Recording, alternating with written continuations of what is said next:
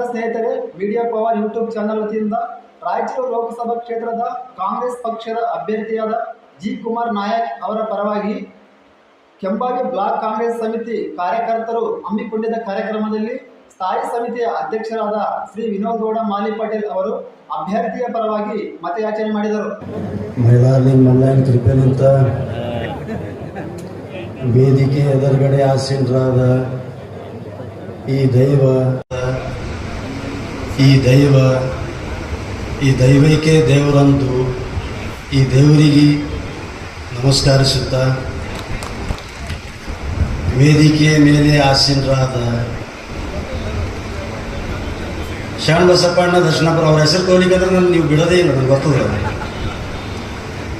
ಶರಣ ಬಸಪ್ಪಣ್ಣ ದರ್ಶನಪುರ ಸಾಹೇಬರು ಮತ್ತು ಈ ಕಾರ್ಯಕ್ರಮದ ಕೇಂದ್ರ ಬಿಂದು ಆದ ಅಭ್ಯರ್ಥಿಯಾದ ರಾಯಚೂರು MP ಅಭ್ಯರ್ಥಿಯಾದ ಜಿ ಕುಮಾರ್ ನಾಯಕ್ ಅವರು ಹಾಗೂ ನನ್ನ ತಮ್ಮನಾದ ರಾಜಾ ಕುಮಾರ್ ನಾಯಕ್ ಅವರು ಮತ್ತು ಎಲ್ಲ ಗಣ್ಯರು ಈಗಾಗಲೇ ನಮ್ಮ ಪಕ್ಷದ ಕೊಡುಗೆ ಬಗ್ಗೆ, ನಮ್ಮ ಅನುಷ್ಠಾನ ಬಗ್ಗೆ, ನಮ್ಮ ಗ್ಯಾರಂಟಿ ಬಗ್ಗೆ ಎಲ್ಲರೂ ಹೇಳಿದ್ದಾರೆ.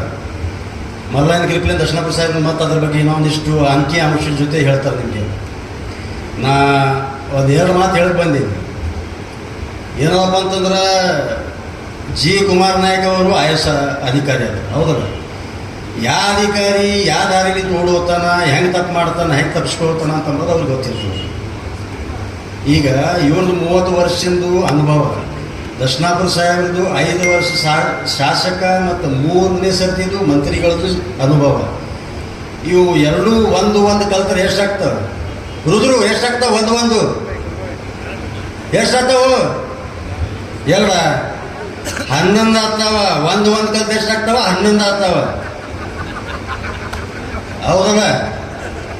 ನೀವು ಎಲ್ಲರ ಕಲ್ತ ಕೇಸಿಂದ ಜಿ ಕುಮಾರ್ ನಾಯಕ್ ಅವರಿಗೆ ದರ್ಶನಾಪುರ ಸಾಹೇಬರ ನೇತೃತ್ವದಲ್ಲಿ ಆರಿಸ್ತಂದ್ರೆ ಮಲ್ಲಯ್ಯನ ಕೃಪೆಯಿಂದ ಅವ್ರದ್ದು ಮತ್ತು ನಮ್ಮ ಈಸಿನೂ ಉಳಿತದ ಅಂತ ಕೇಳ್ಕೊಳ್ತೀನಿ. ಯಾಕಂತಂದ್ರೆ ನಾವಿದ್ದೀವಿ ಅಂದ್ರೆ ನಿಮ್ಮ ತಂದೆ ಇದ್ದೀವಿ.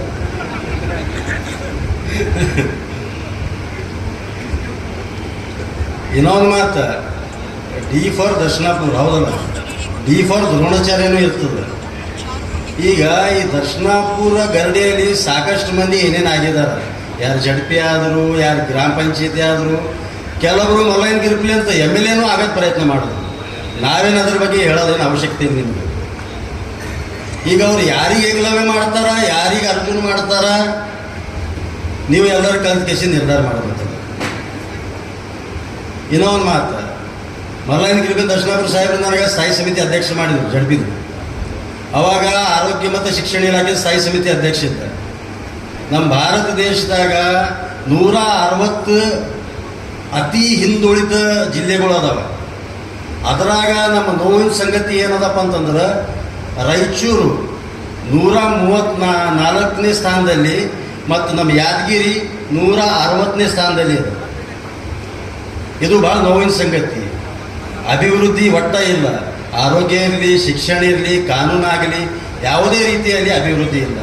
ಇದ್ರ ಸಲುವಾಗಿ ಮತ್ತೊಮ್ಮೆ ಹೇಳಕತ್ತೀನಿ, ಮಲ್ಲಯ್ಯನ ಆಶೀರ್ವಾದದಿಂದ ದರ್ಶನಾಪುರ ಸಾಹೇಬ್ರ ನೇತೃತ್ವದಾಗ ಜಿ ಕುಮಾರ್ ನಾಯಕ್ ಅವರಿಗೆ ಅತಿ ಹೆಚ್ಚು ಮತ ಹಾಕಿ. ಮತ್ತು ಇನ್ನೊಂದು ಮಾತು, ನಮ್ಮ ಮಂದಿಗೆ ಹೇಳಕತ್ತೀನಿ, ಕಾಟಗರಿಗೆ ದೇವ್ರು ಮಾಡಿರ್ತೀರಿ, ಹೌದಲ್ಲ? ಮೊನ್ನೆ MLA ಎಲೆಕ್ಷನ್ ಟೈಮ್ದಿಗೆ ದೇವ್ರು ಮಾಡಿದ್ರಿ, ನಮ್ಮ ಬ್ಯಾಟಿ ಕರೆಸ್ರಿ, ಎಲ್ಲರಿಗೂ ಊಟ ಮಾಡಿಸ್ರಿ, 27,000 28,000 ಮತಲಿಂದ ನಾವು ಆರಿಸ್ತಂತೀರಿ. ಈಗ ತೆಲಿಕಾಲ ಕೊಡೋದ ಪ್ರಶ್ನೆ ಟೈಮ್ ಬಂದದ. ಈಗ ತೆಲಿಕಾಲನು ಮತ್ತು ನಮ್ಮ MP ಕೊಡ್ಬೇಕಂತ ಕೇಳ್ಕೊಳ್ತೀನಿ. ಮಾಡ್ತೀರಾ ಅವಲ್ಲ? ಹೆಚ್ಚಿನ ಓಟ್ ಹಾಕಿ और मेरे मुसलमान भाइयों से मैं एक बात कहना चाहूँगा, हाल ही में माह रमज़ान का महीना ख़त्म हो गया.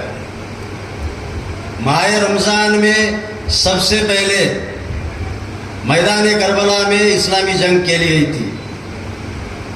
वो जंग आज भी जारी है. मैं कहना चाहूँगा, वो जंग आज के डेट में इन फिरका परस्त ताकतों के खिलाफ, इन मुनाफिक लोगों के खिलाफ, मक्कारों के खिलाफ, ऐसे कफन चोरों के खिलाफ है और वो जंग ताउम्र जारी रहेगी.